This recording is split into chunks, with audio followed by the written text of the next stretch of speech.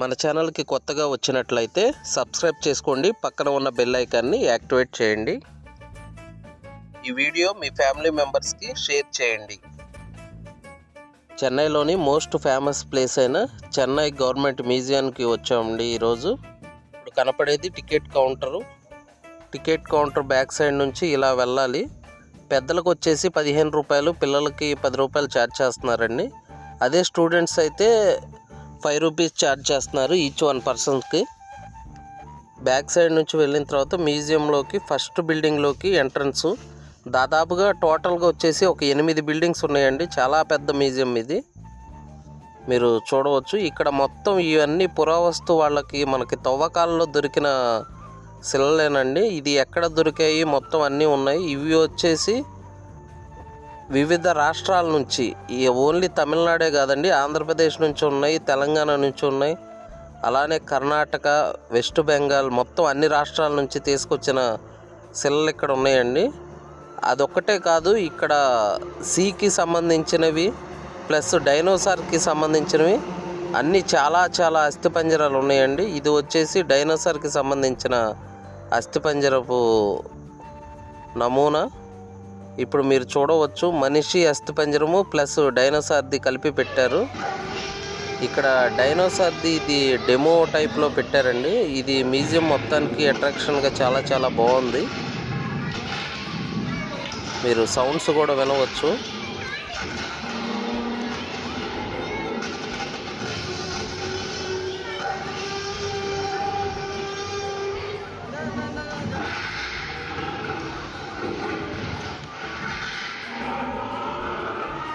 ఇక్కడ నుంచి ముందుకు వెళ్తే ఇలా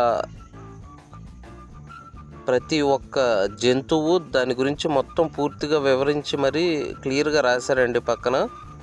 ఇవి స్నేక్స్, మొత్తం అన్నీ కూడా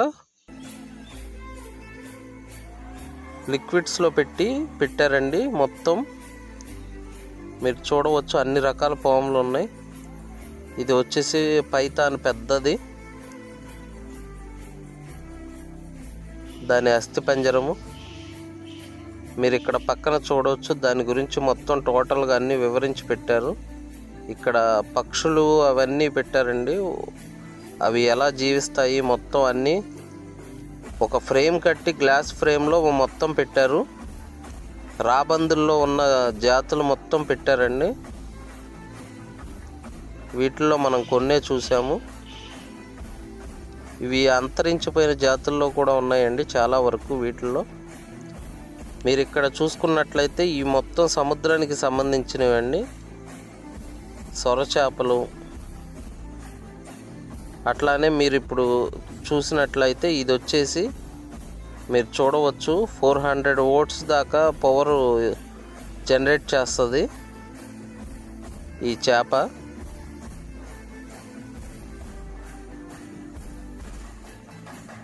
రంపపు చేప, స్టార్ ఫిష్లు మొత్తం అన్నీ ఉన్నాయండి. ఇక్కడ లేనివి అంటూ ఏమి లేవు. సముద్రపు చేపలు మీరు ఇక్కడ చూడవచ్చు.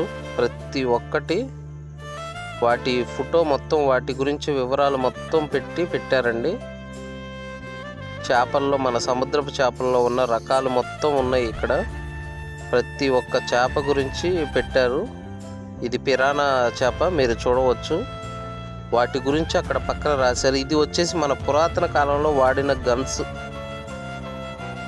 మీరు మొత్తం చూడవచ్చు. దాదాపుగా ఒక 200 నుంచి 300 గన్స్ దాకా ఉంటాయి ఇక్కడ. అలానే కింద చూసుకున్నట్లయితే పిరంగులు,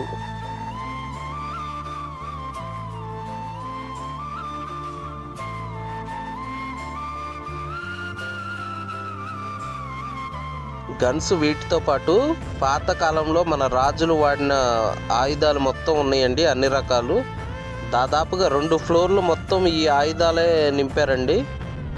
ఇవి పురావస్తు శాఖ వాళ్ళు సేకరించి పెట్టుకున్న వస్తువులు.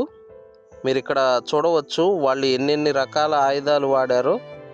డిజైన్ ఆ టైంలో కూడా, మిషన్లు లేని టైంలో కూడా ఇన్ని రకాలుగా ఆయుధాలను చెక్కారండి, మీరు చూడవచ్చు. ఇవి స్టీలు, ఇత్తడి ప్లస్ చెక్కతో కూడుకున్న ఆయుధాలు కూడా ఉన్నాయండి మొత్తం. మీరు కత్తుల్లో రకాలు చూడవచ్చు. ఇవి మనకి చూస్తే మనకి 1-2 రకాలే ఉన్నాయి మన కాడ గొడ్డల్లో. ఇక్కడ ఇవన్నీ గొడ్డల్లో రకాలు. బల్లాలు మొత్తం అన్నీ టోటల్గా చాలా చాలా ఉన్నాయండి. మీరు ఇక్కడ చూడవచ్చు. చేతులకు వేసుకునే షీల్డ్స్, బల్లాలు, కత్తులు.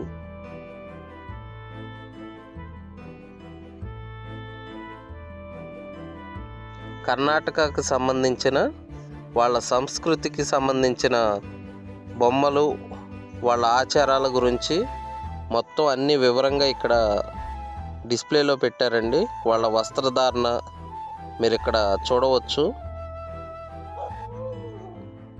ఇవి వచ్చేసి మన పూర్వకాలంలో పూర్వీకులు ఎలా ఉండేవాళ్ళు, మన గుడిసెలు అవన్నీ ఎలా ఉంటాయి, వాళ్ళు ఆది మానవులు ఎలా బాణాలతో వేటాడేవారు, మొత్తం అవన్నీ క్లారిటీగా పెట్టారండి.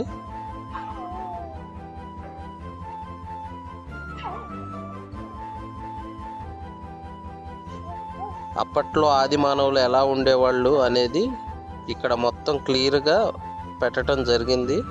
మొత్తం మీరు చూడవచ్చు.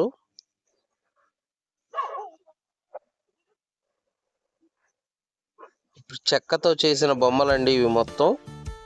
ఆ కాలంలోనే చెక్కతో ఎలా చేశారో మీరు చూడవచ్చు. ఆ కాలంలో వాడిన వాటర్కి వాడిన బాటిల్స్, అక్కడ ఆది మానవులకు సంబంధించిన ఫోటోలు మీరు అన్నీ చూడవచ్చు.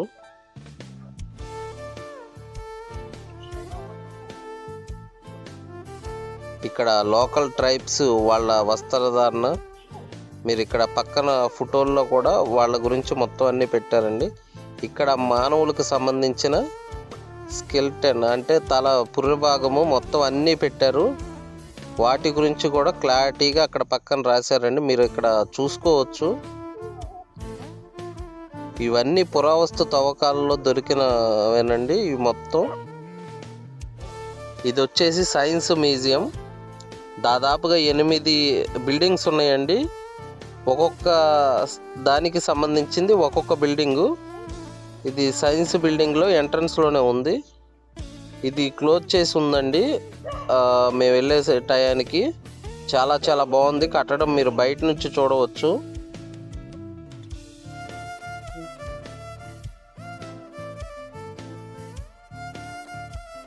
మీరు ఇక్కడ బయట చూసుకున్నట్లయితే రాతి మీద శిలలు చెక్కి మీకు కనపడతాయి.